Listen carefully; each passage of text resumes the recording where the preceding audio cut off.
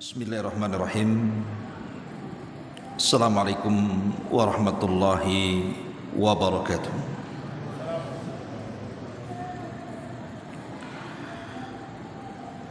Alhamdulillahilladzi anzalal Qur'an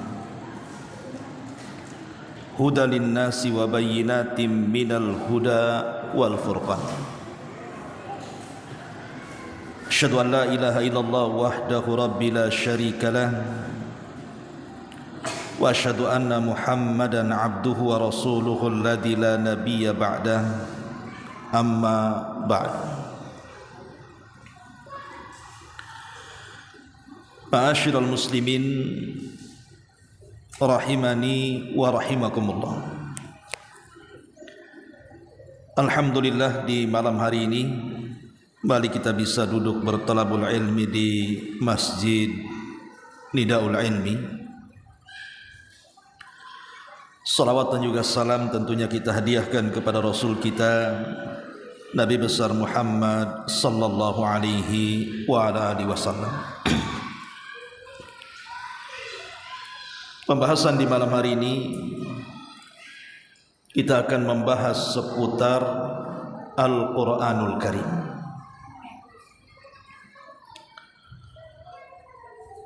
Ma'asyiral muslimin yang dimuliakan Allah Subhanahu wa taala, rahimani wa rahimakumullah. Kita tahu bahwa Al-Qur'an adalah salah satu kitab dari sekian kitab suci yang Allah Subhanahu wa taala turunkan kepada kita, dan dia adalah sebagai penutupnya. Dan kita sangat meyakini bahwa kitab suci yang turun dari langit itu cuma ada 3 yang kita kenal, yang tidak kita kenal banyak. Ada sebuah riwayat, walaupun sebagian ulama melemahkan riwayatnya, mengatakan bahwa kitab yang diturunkan Allah Subhanahu wa taala kepada kita itu jumlahnya 104 kitab.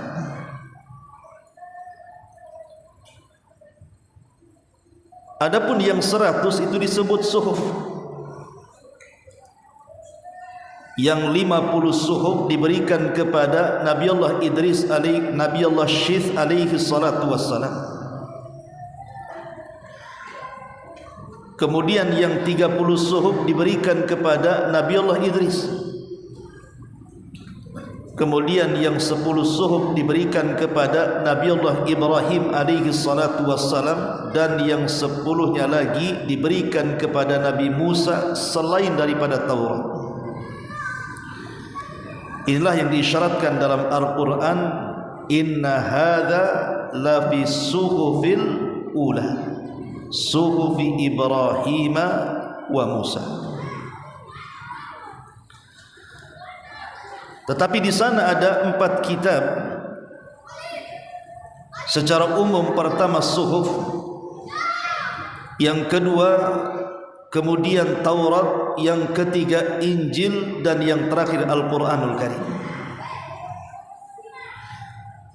Adapun agama-agama di luar daripada yang kita kenal seperti Yahudi, Nasrani, atau agama kita Islam ini, seperti umpamanya Hindu, ada kitab namanya Weda. Kemudian juga ada Buddha namanya Tripitaka. Kemudian juga orang-orang Majusi ada namanya Avesta, atau apa namanya kitabnya orang Majusi itu. Kita tidak pernah berbicara soal kitab-kitab itu, karena yang di dalam Al-Quranul Karim yang selalu disebut dalam Al-Quran itu suhuf, kemudian Taurat, kemudian Injil. Itulah yang kita kenal dengan kitab-kitab langit. Ma'asyiral muslimin yang dimuliakan Allah Subhanahu wa taala, lah Al-Quran sendiri adalah kitab yang kita anggap paling suci dari seluruh kitab-kitab yang ada? Tentu ada alasannya. Pertama, karena keautentikan Al-Quranul Karim sangat terjaga dalam Islam. Artinya keterjagaan Quran itu sangat terjaga dalam Islam. Sejak Al-Quran turun sampai hari ini, bahkan sampai kiamat dibangkitkan, tidak ada satu huruf pun yang bergeser dari tempatnya. Dan ini selaras dengan janji Allah Subhanahu wa ta'ala dalam Al-Quran. Inna nahnu nazzalna dzikra wa inna lahu lahafidhun. Sesungguhnya kami yang menurunkan Al-Quran, kami pula yang menjaganya, kata Allah. Adapun kitab-kitab selain Taurat, selain Al-Quran seperti Taurat dan Injil, maka kitab-kitab itu sudah menerima intervensi atau investasi atau boleh jadi revisi dari tangan-tangan kotor para penganutnya. Dan itu diisyaratkan dalam Al-Quran, yuharrifunal kalima an mawadhihi. Mereka sudah merubah isi daripada kitab-kitab itu di luar daripada konteks yang difirmankan Allah Subhanahu wa ta'ala di dalamnya. Ini yang pertama. Kenapa Al-Quran kita anggap paling suci? Karena keautentikan dan keterjagaannya itu murni. Sejak diturunkan sampai hari ini, bahkan sampai kiamat, tidak akan berubah. Kemudian yang kedua, Al-Quran ini sesuai dengan fitrah manusia. Kitab suci itu harus sesuai dengan fitrah manusia. Kalau ada kitab suci kemudian menyelisih fitrah manusia, maka itu bukan kitab suci namanya. Karena kitab suci itu diperuntukkan untuk manusia, dan sebelum kitab ini diturunkan, manusia sudah memiliki fitrah yang Allah fitrahkan kepada mereka. Kullu maulud yuladu alal fitrah. Setiap bayi yang dilahirkan itu terlahir fitrah. Contoh umpamanya, manusia secara fitrah, laki-laki suka perempuan, itu fitrah. Perempuan suka laki-laki, itu fitrah. Yang tidak fitrah itu laki-laki suka laki-laki, itu bukan fitrah namanya. Atau perempuan suka perempuan. Ketika fitrahnya manusia laki-laki suka perempuan dan perempuan suka laki-laki, turun Al-Quran memerintahkan untuk menikah. Karena menikah itu sesuai dengan fitrah manusia. Atau contoh yang lainnya, secara fitrah itu manusia harus makan. Secara fitrah manusia harus minum. Maka Al-Quranul Karim tidak melarang seseorang makan dan minum, dan tidak mencegah untuk berpuasa terus menerus. Makanya puasa dalam Islam itu cuma setahun sekali saja, bulan Ramadan, tidak tiap hari. Itu pun demi kesehatan manusia itu sendiri. Dan fitrah-fitrah yang lainnya banyak. Intinya bahwa Al-Quran itu sangat relevan dengan fitrah manusia. Makanya layak dikatakan kitab suci. Kemudian yang ketiga, konteks daripada Al-Quran itu sangat relevan untuk setiap zaman dan setiap waktu. Quran itu sejak diturunkan di zaman Rasul sampai hari ini, ajarannya sangat relevan. Tetapi ada orang-orang yang mulai kemudian mempertanyakan soal kesesuaian Al-Quran dengan waktu dan zaman ini, sehingga mereka mengatakan harusnya Al-Quran itu ikut zaman, bukan zaman ikut Quran. Karena kalau seandainya hukum-hukum Al-Quran itu diterapkan di zaman sekarang, ada sebagian hukum-hukum yang kurang relevan. Orang-orang yang seperti ini ikhwata fiddin adalah orang-orang yang hendak menghancurkan Islam. Karena Al-Quran diterapkan di setiap zaman itu sangat cocok. Bagaimana tidak cocok dia sesuai dengan fitrah manusia? Ma'asyiral muslimin yang dimuliakan Allah Subhanahu wa taala. Bahkan lebih daripada itu, kesucian Al-Qur'an ini kita bisa lihat bahwa ketika ada orang-orang yang berupaya untuk menghancurkan Al-Qur'an dengan merubah-rubah lafadznya. Di barat ada orang-orang yang hendak merubah barat, yang hendak merubah-rubah lafaz. Di timur sudah ketahuan tuh, bahwa ini bacaannya tidak benar nih, ini ada yang bergeser hurufnya nih. Itulah keajaiban Al-Quranul Karim. Langsung ada yang mengetahui orang-orang yang hendak merusak Al-Quran secara lafaz. Adapun secara tafsir, Al-Quran itu bisa dibawa kemana saja. Tetapi kita sudah punya barometer dalam tafsir. Tidak sembarangan dalam tafsirkan Al-Quran kecuali dikembalikan kepada para ulama salafun salih. Ma'asyiral muslimin yang dimuliakan Allah Subhanahu wa taala, Abdullah ibn Mas'ud radhiyallahu anhu. Abdullah ibn Mas'ud radhiyallahu anhu salah seorang sahabat Nabi. Dia pernah berkhutbah di hadapan para sahabat atas instruksi Nabi sallallahu alaihi wasallam, di mana riwayat ini dikeluarkan oleh Imam Hakim dalam Mustadraknya dan disahihkan oleh Syekh Albani rahimahullahu taala. Apa yang dikatakan Abdullah ibn Mas'ud di sini? Ayyuhan nas, innallaha rabbuna wal qur'ana imamuna wa innal baita qiblatuna wa inna hadza nabiyuna. Kata Abdullah ibn Mas'ud radhiyallahu anhu di hadapan para sahabat, beliau mengatakan, sesungguhnya Allah adalah Rabb kami dan Al-Quran adalah imam kami. Kemudian Baitullah Ka'bah adalah kiblat kami, dan orang ini maksudnya diisyaratkan kepada Nabi sallallahu alaihi wasallam adalah nabi kami. Lihat di sini perkataan Abdullah bin Mas'ud ketika dia menyinggung Al-Quran, dia mengatakan wal Qur'ana imamuna, dan Al-Quran itu adalah imam kami. Dari sini kita tahu bahwa dalam setiap kehidupan yang kita jalani, maka harusnya Al-Quran itu menjadi imam dan kita menjadi makmum. Apa kewajiban imam, apa kewajiban makmum? Dalam salat, ikhwan,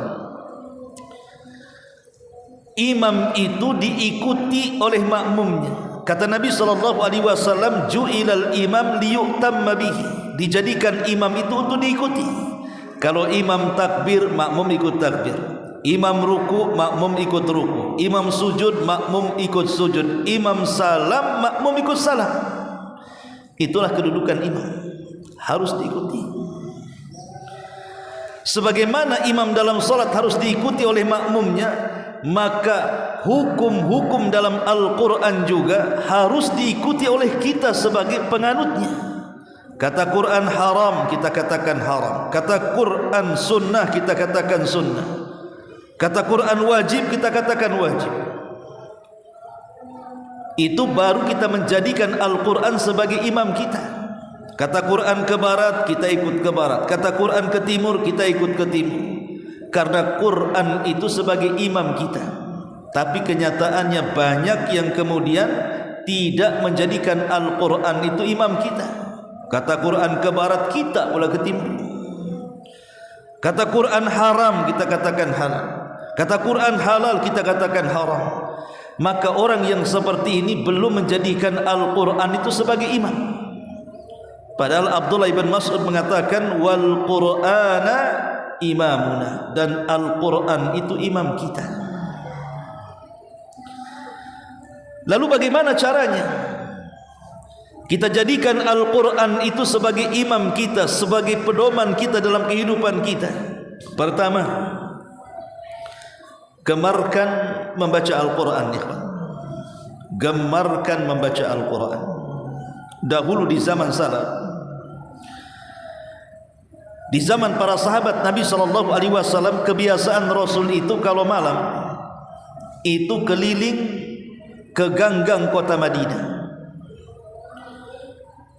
Dan di ganggang kota Madinah itu terdengar suara hampir dari setiap rumah akan mengeluarkan Al-Quran seperti suara tawon. Saking ramainya orang membaca Quran itu. Hampir dari rumah-rumah para sahabat di zaman itu, mereka mengaji tengah malam.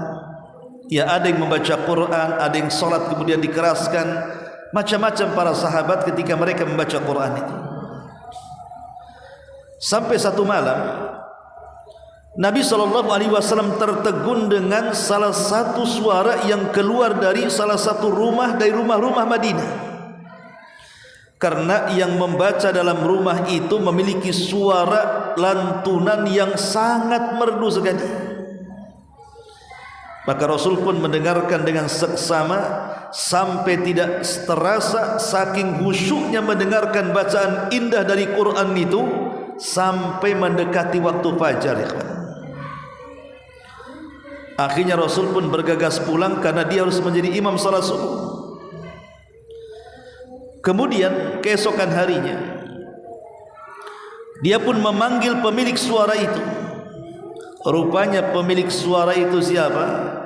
Dia adalah Abu Musa al-Ash'ari radhiyallahu anhu. Dan ma'ruf kabilah Ash'ariyin, kabilahnya Abi Musa al-Ash'ari itu kan berasal dari Yaman. Orang-orang Ash'ari itu mereka terkenal dengan lantunan-lantunan Qur'annya. Sampai-sampai Nabi SAW dalam peperangan, walaupun di gelap gulita, Rasul tahu di mana letak Asy'ariyin itu, mereka beristirahat. Kenapa?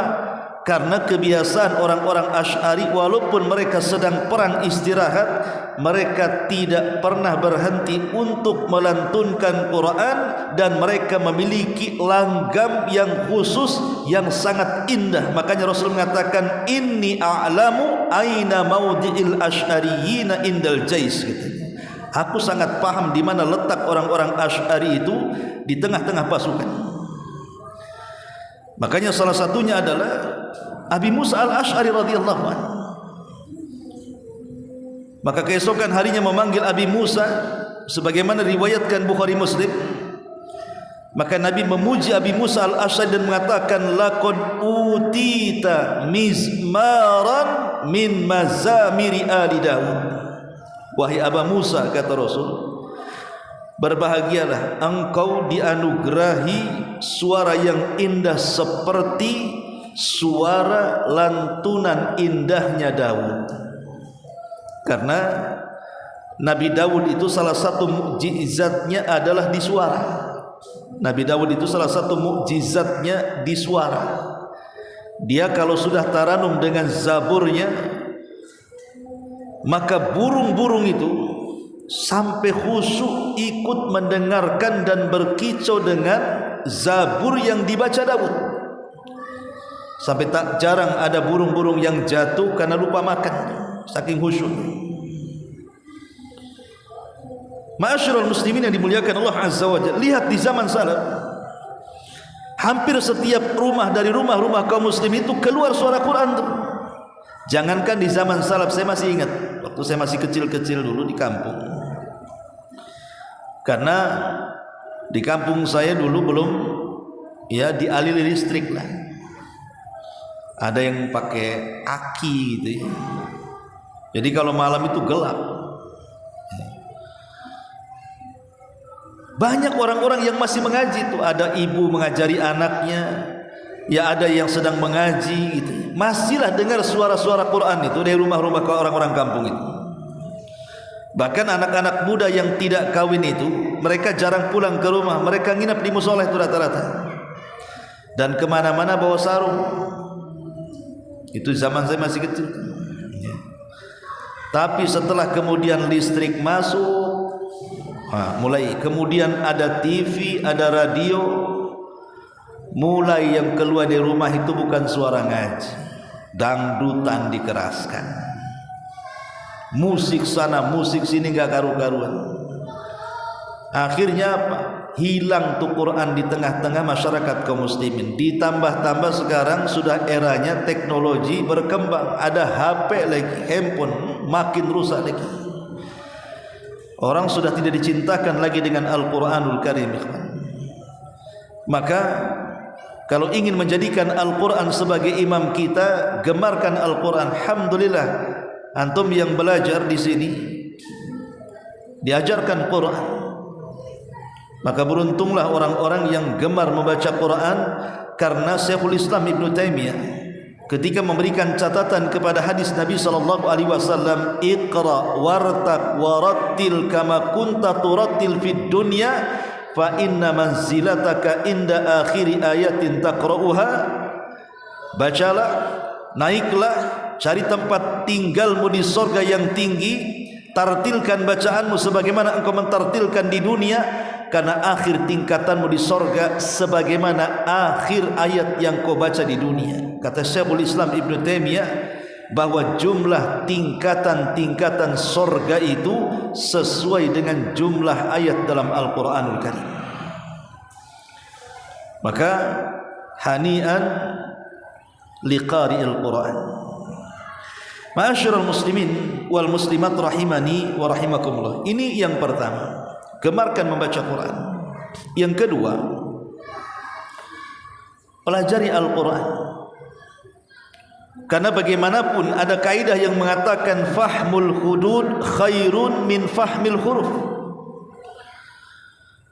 Memahami batasan-batasan Al-Quran itu, ini larangan, ini perintah, ini yang dihalalkan, ini yang diharamkan, sebenarnya itu lebih penting dibandingkan hanya sekadar mengenal huruf-huruf dalam Quran saja.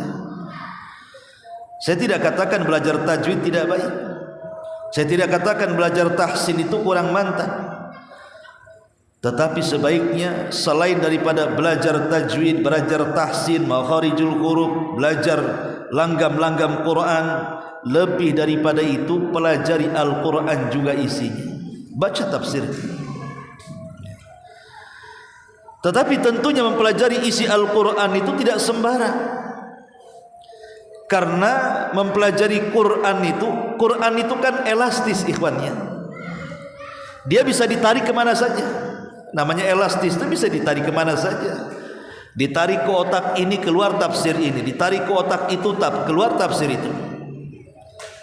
Seandainya satu ayat saya bagi-bagi ke kepala antum nih, tolong tafsirkan, maka akan beragam tafsir yang keluar dari lisan antum. Karena Quran itu elastis, bisa dibawa kemana saja. Sehingga kalau itu yang terjadi, bisa rusak isi Quran itu. Makanya ini pentingnya mengembalikan pemahaman itu kepada salaful ummah, kepada para ulama salaf, kepada para ulama yang rabbani, supaya tidak serampangan dalam mentafsirkan Al-Quran.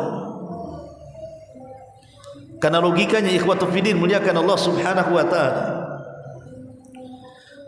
kalau seandainya antum bawa meteran, ini logikanya, kemudian antum mengukur kayu, pertanyaannya, meteran ikut kayu atau kayu ikut meteran? Kayu ikut meteran atau meteran ikut kayu? Kalau meteran ikut kayu, berarti yang dipotong meterannya tuh nggak cocok dengan kayunya, meterannya dipotong. Berarti kayu harus meteran, ikut meteran, berarti kayunya yang dipotong. Maksud logika saya ini, kalau seandainya Al-Quran ini ditafsirkan kepada sembarang orang, maka sama dengan meteran ikut kayu tadi, rusaklah meteran itu. Mau beri berapa meteran itu masih dipotong beli lagi, dipotong beli lagi, karena ikut kayu dia. Maka kalau Quran itu diserahkan kepada otak-otak manusia, rusak Quran itu. Makanya kenapa pemahaman salaf ini penting di dalam memahami Quran itu, untuk mengerucutkan pemahaman kepada generasi terbaik umat ini. Bukankah mereka para salaf, terutama para sahabat, mereka yang paling paham dengan Quran itu? Pertama, mereka murid langsung Nabi. Kalau seandainya ada kesalahan, langsung ditegur Nabi. Mereka menyaksikan turunnya wahyu.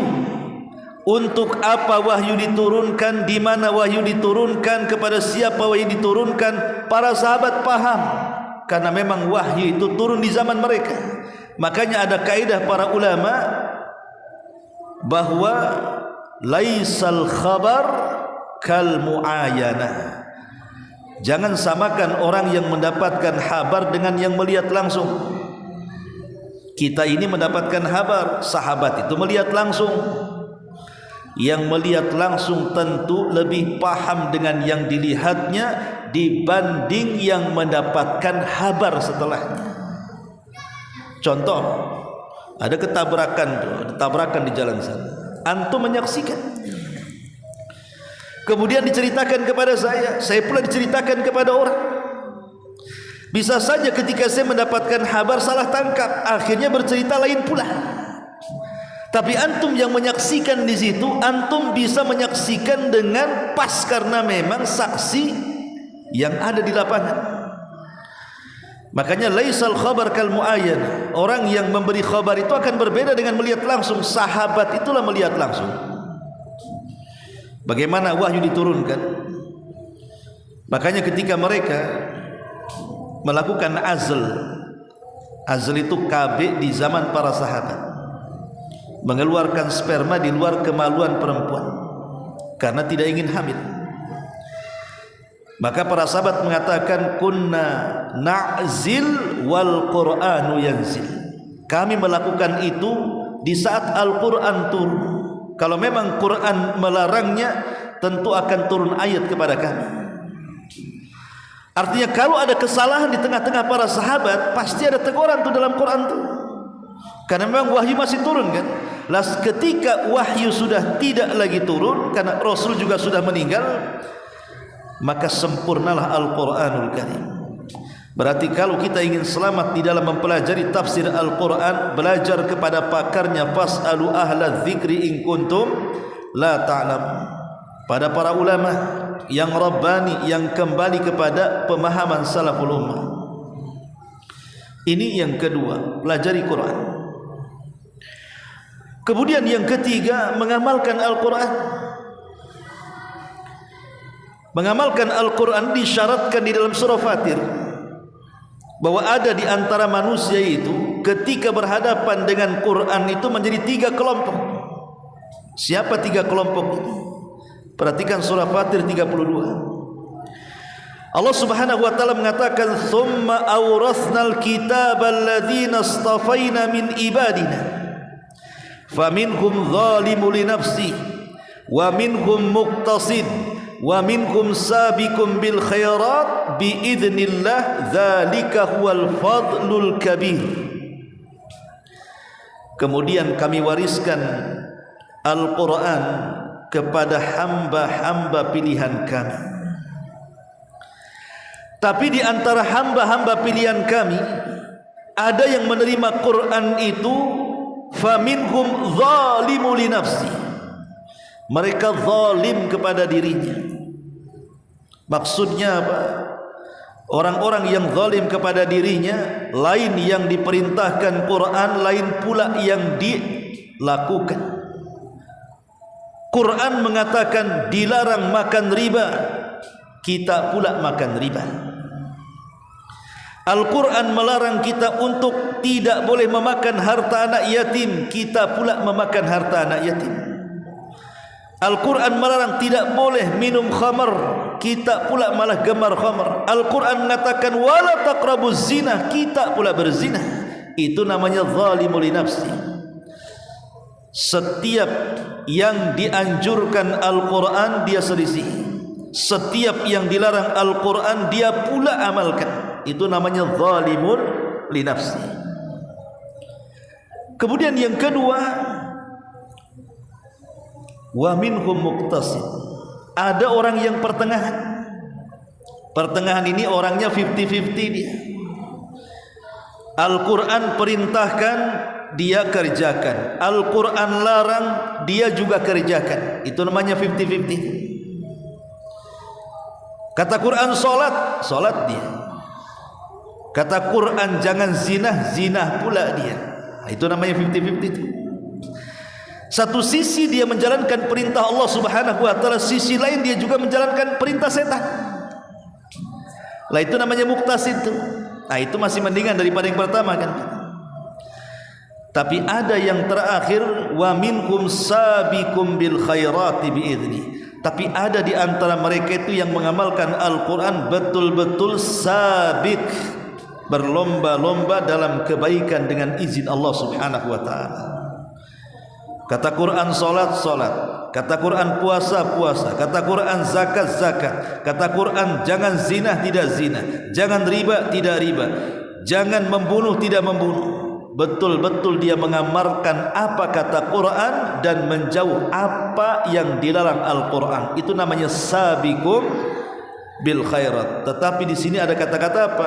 Biiznillah. Semua tergantung izin Allah. Kenapa? Karena Allah itu yuta biizni dan Allah itu yuqsa biilmi. Itu kaidah. Allah itu ditaati karena izinnya, sebagaimana dimaksiati karena pengetahuannya. Apa maksudnya? Kalau seandainya kita ini tidak diizinkan oleh Allah Subhanahu wa taala untuk melaksanakan isi Quran, maka selama tidak bisa melaksanakan. Karena semua izin dari Allah Subhanahu wa taala. Artinya izin di sini adalah taufik dari Allah yang menggerakkan kita melaksanakan perintah Quran. Itu adalah taufik dari Allah Subhanahu wa taala. Sebagaimana yang menggerakkan kita menjauh dari larangan Allah itu juga taufik dari Allah Subhanahu wa taala. Maka mintalah taufik kepada Allah agar kita bisa mengamalkan Al-Quran dengan sebenar-benar pengamalan. Ma'asyiral muslimin yang dimuliakan Allah Azza wa Jalla. Kemudian setelah kita amalkan, yang keempat, mendakwahkan Al-Quran. Dakwahkan Al-Quran. Dengan cara apa? Ajarkan Al-Quran kepada orang lain, baik bacaan-bacaannya ataupun hukum-hukum yang ada di dalamnya. Kata Rasul, khairukum man ta'allamal Qur'ana wa 'allamahu. Sebaik-baik kalian adalah orang yang belajar Al-Quran dan mengajarkan Al-Quran. Ikhwan, ketika Allah Subhanahu wa taala menurunkan Al-Quran lewat Jibril, maka Jibril menjadi sayyidul malaikah, pemimpinnya para malaikat. Ketika Al-Quran kemudian diturunkan kepada Nabi sallallahu alaihi wasallam, maka Rasul sallallahu alaihi wasallam menjadi sayyidul anbiya'i wal mursalin, menjadi pemimpinnya para nabi dan rasul. Ketika Al-Quran turun di kota Mekah, maka Mekah menjadi tempat terbaik satu dunia. Ketika Al-Quran turun di bulan Ramadan, maka Ramadan menjadi sayyidus syuhur, pemimpinnya bulan-bulan dalam 12 bulan. Ketika Al-Quran turun di malam Lailatul Qadar, maka malam itu menjadi malam terbaik dalam setiap tahunnya.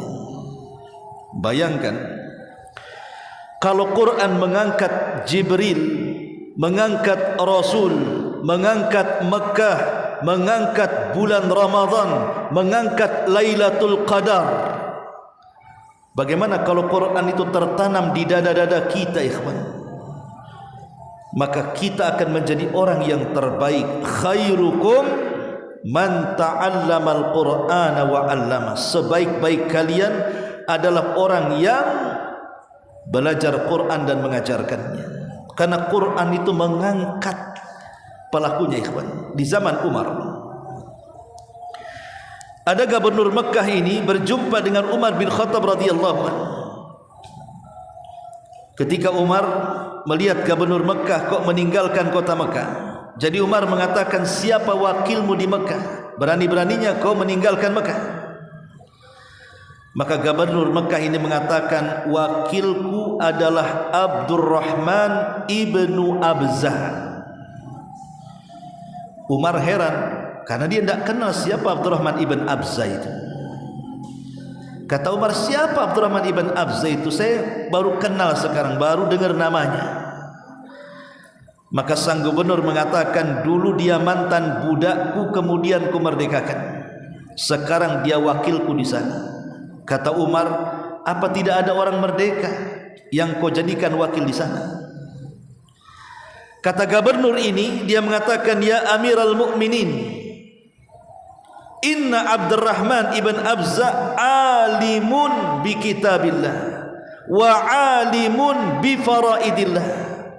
Wahai Amirul Mukminin, Abdurrahman ibn Abzah walaupun mantan budak yang kumerdekakan, tapi dia paling alim soal Quran dan paling alim soal ilmu faraid, ilmu waris.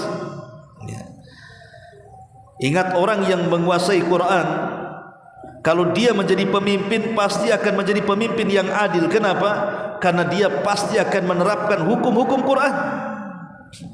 Dari situ Umar bin Khattab radhiyallahu anhu mengatakan kepada sang gubernur Mekah ini, sadaqa Rasulullah sallallahu alaihi wasallam, innallaha yarfa'u bihadzal kitaba aqwaman wa yadha'al akharin.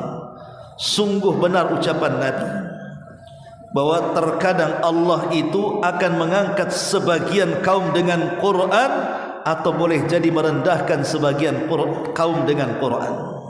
Abdurrahman ibn Abzah diangkat oleh apa? Oleh Quran. Mantan budak, tidak punya nasab, tidak punya kedudukan, tidak punya harta, tapi ilmunya menjadikan dia wakil gubernur di zaman itu, ikhwan. Di zaman keemasan, di mana banyak para ulama. Ma'asyiral muslimin yang dimuliakan Allah Subhanahu wa taala. Maka yang keempat, dakwahkan Quran.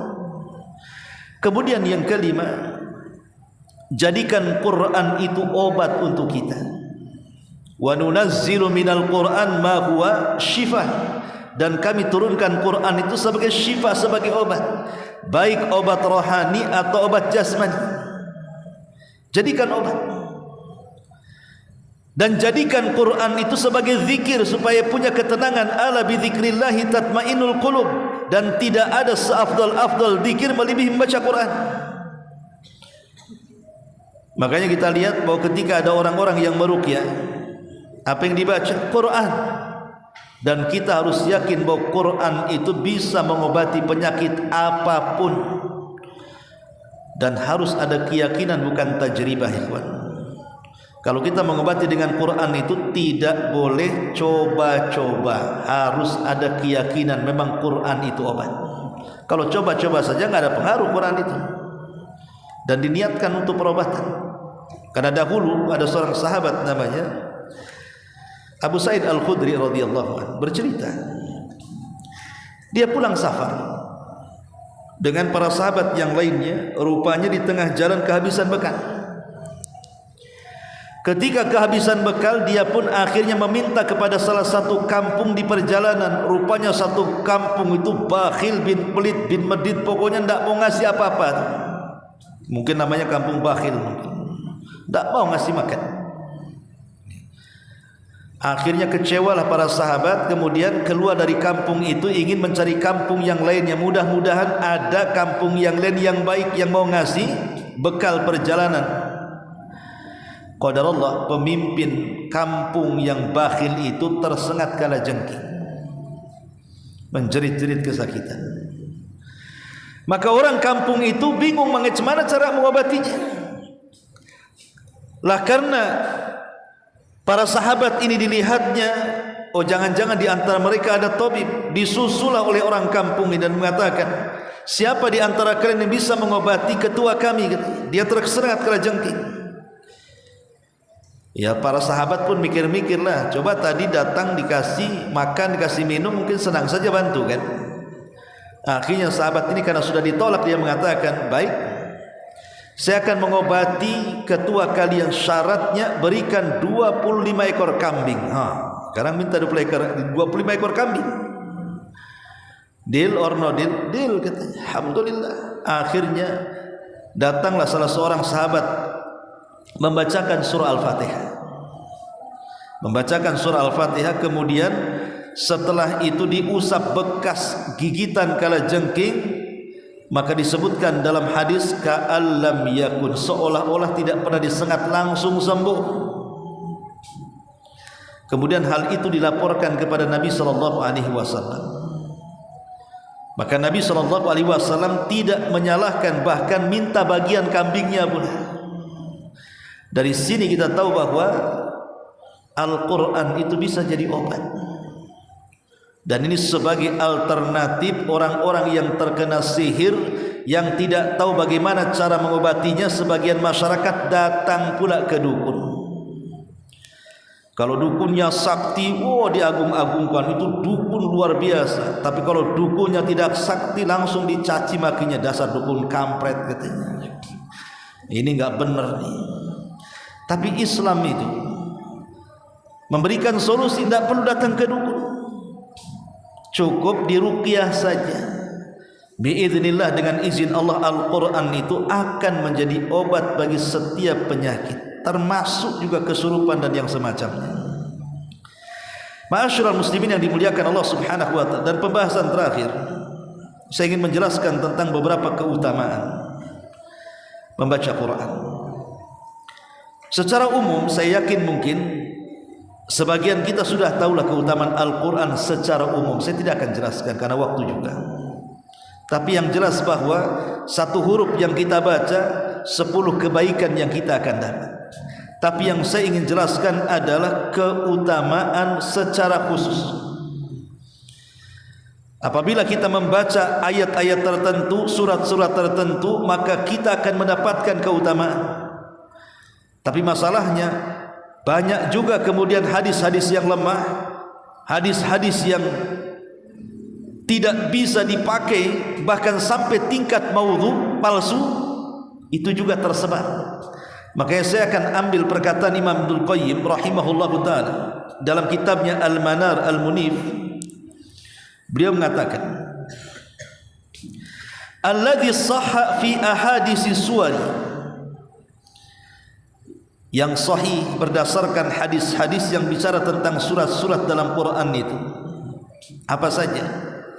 Pertama, keutamaan membaca Fatihatul Kitab, membaca surah Al-Fatihah.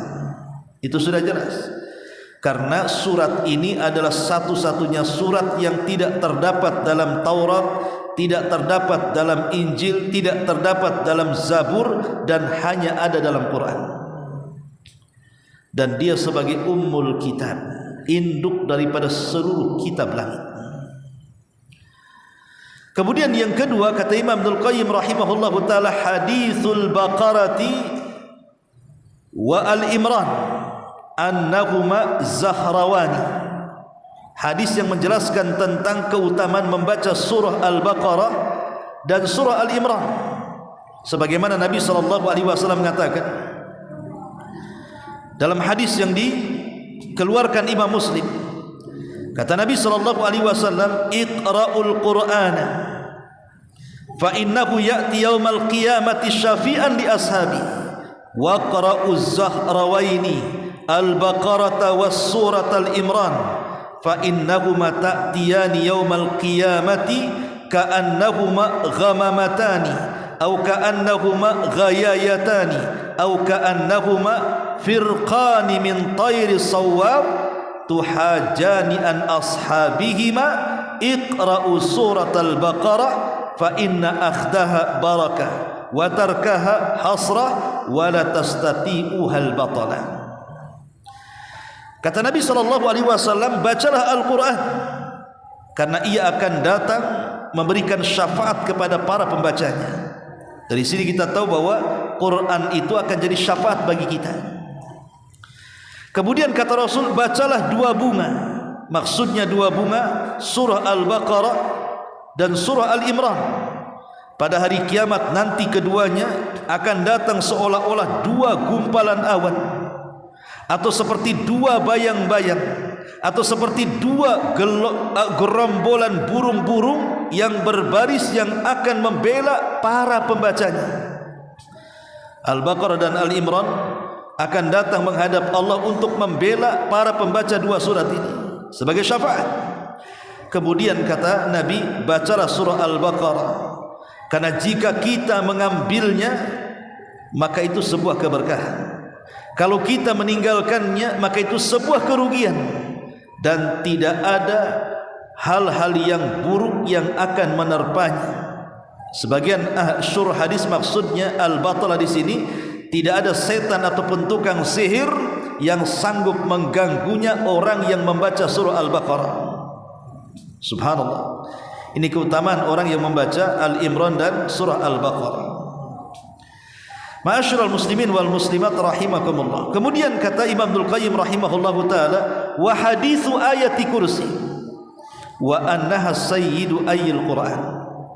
Dan hadis tentang keutamaan ayat kursi yang merupakan pemimpin seluruh ayat dalam Quran. Dan itu berdasarkan hadis dari Ubay ibn Ka'ab radhiyallahu anhu.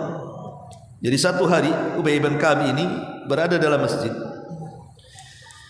Kemudian Rasul menepuk bahu Ubay ibn Ka'ab dan mengatakan, ya Ubay, atadri ayya ayati min kitabillah, tahu enggak ayat yang paling agung dalam Quran itu apa?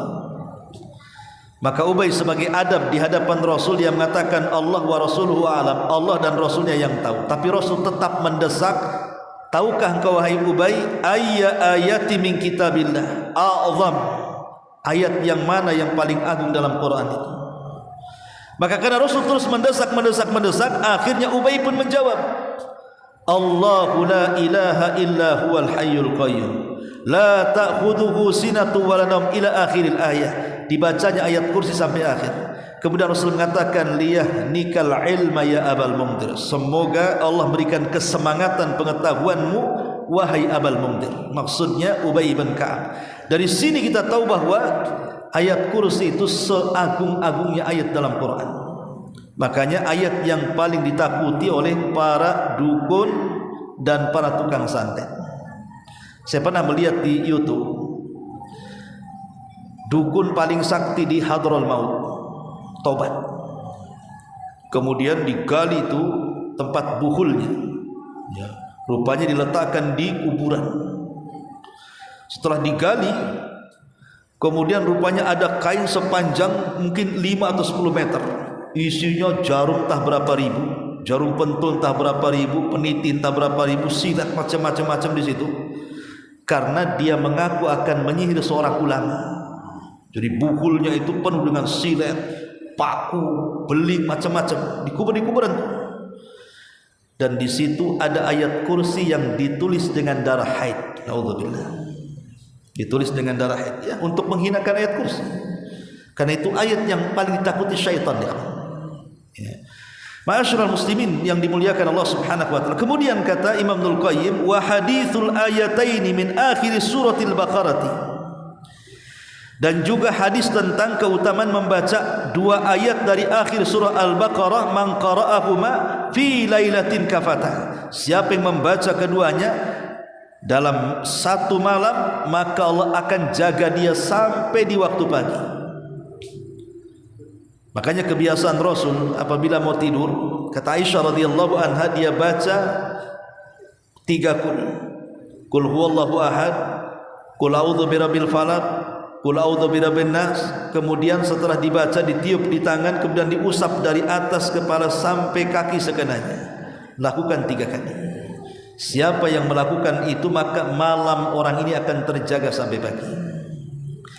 Kemudian kata Imam Ibnul Qayyim, wa hadithu surat al-Baqarah wa hadithu suratil Baqarati la tuqra fi baitin fayaqrabuhu syaitan. Kemudian hadis tentang keutamaan surah Al-Baqarah yang kalau dibaca di dalam rumah maka akan membuat lari setan. Dan itu berdasarkan hadis. Kata Nabi SAW, barang siapa yang membaca surah Al-Baqarah, man qara'ah surat Al-Baqarati, barang siapa yang membaca surah Al-Baqarah, tanfiru anhu syaitan, maka akan melarikan semua setan di dalam rumah-rumahnya. Ada riwayat yang lemah. Berapa hari? Dalam riwayat yang lemah 3 hari. Kalau kita baca surah Al-Baqarah di rumah, maka 3 hari rumah kita akan kosong dari setan. Tapi setelah 3 hari datang lagi, maka disunahkan setiap 3 hari membaca surah Al-Baqarah. Kemudian juga kata Imam Ibnul Qayyim rahimahullahu ta'ala, wa hadithu al-ashri ayati min awali suratil kahfi man qara'aha usima min fitnati dajjal. Kemudian hadis tentang orang yang membaca 10 ayat di awal surah Al-Kahfi, barang siapa yang membacanya akan terhindar dari fitnah dajjal. Bahkan Nabi SAW mengatakan ketika bicara tentang orang yang membaca surah Al-Kahfi, apa kata Nabi SAW? Barang siapa yang menghafal, man hafadha asyra ayatin min awali suratil kahfi, barang siapa yang menghafal 10 ayat di awal surah Al-Kahfi, dalam riwayat di akhir surah Al-Kahfi, jadi 10 awal atau 10 akhir, usima minad dajjal, maka dia terhindar dari fitnah dajjal. Kenapa surah Al-Kahfi itu bisa membentengi kita dari dajjal, ikhwan? Karena semua fitnah yang dibawa dajjal itu ada diceritakan dalam surah Al-Kahfi. Dajjal itu fitnahnya apa? Pertama, fitnah agama. Dan surah Al-Kahfi menceritakan tentang fitnah yang sama ketika bicara tentang Ashabul Kahfi, orang-orang Ashabul Kahfi yang kemudian sembunyi di gua selama 3 abad lebih karena menyelamatkan agamanya. Dan Dajjal datang dengan fitnah agama. Kemudian Dajjal datang dengan fitnah harta. Karena Dajjal kalau masuk ke sebuah kampung, maka dia mengatakan kepada orang kampung, kalau kalian beriman, aku akan keluarkan pembendaharaan bumi ini.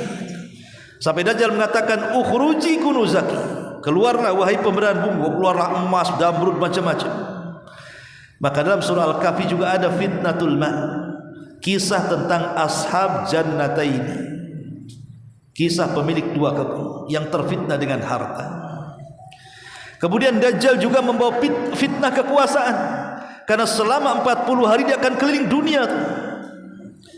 Maka dalam surah Al-Kahfi juga bicara tentang Raja Dzulqarnain yang keliling dunia dalam berdakwah, di mana dia satu-satunya raja yang menguasai dunia dan tidak pernah duduk di singgasananya, hanya putar-putar dengan pasukannya untuk mendakwakan dakwah tauhid, dan begitu seterusnya.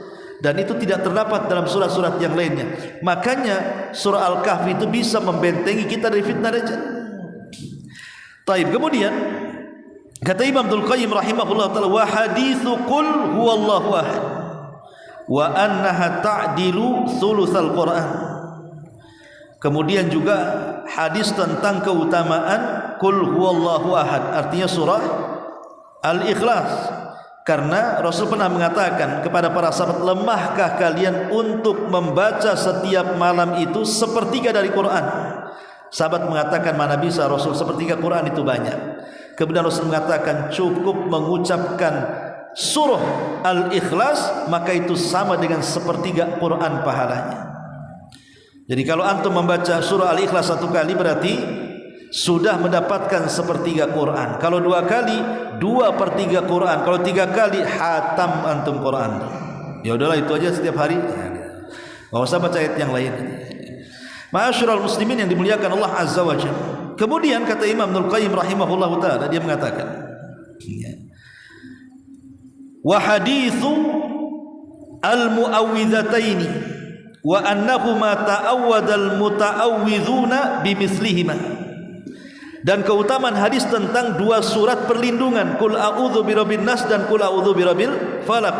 Dan kedua surat itu adalah surat yang paling utama untuk meminta perlindungan kepada Allah. Karena Rasul sebelum turunnya dua surat ini, Rasul biasa membaca doa-doa ketika meminta perlindungan kepada Allah dari syaitan, dari penyakit, dari macam-macam. Tapi setelah turunnya dua surat ini, maka Rasul kemudian membuang doa-doa itu dan beralih kepada dua surat ini yang disebut dengan muawwidhataini, dua surat perlindungan. Kemudian kata Imam Ibnul Qayyim, wa qauluhu sallallahu alaihi wasallam,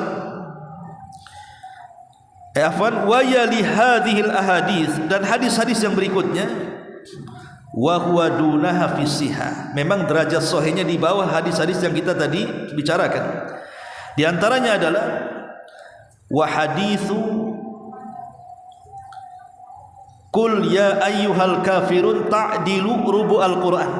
Orang yang membaca surah Al-Kafirun itu sebanding dengan 1/4 pahala membaca Al-Quran.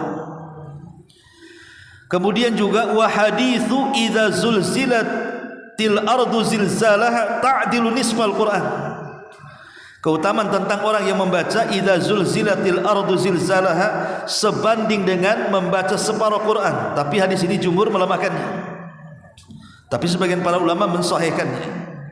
Imam Ibnul Qayyim mensahihkan, makanya dia mencantumkan di sini. Tapi jumhur melemahkannya tentang keutamaan hadis tentang idza zulzilatil ardu zilzalaha. Dan yang terakhir kata Imam Ibnul Qayyim, wa haditsu tabarakalladzi biyadihil mulku hiyal munjiyatu min adzabil qabri. Dan hadis tentang bicara keutamaan surah Al-Muluk. Surah Al-Muluk ini, bahwa surah Al-Muluk ini sebagai munjiat, penyelamat kita dari azab kubur.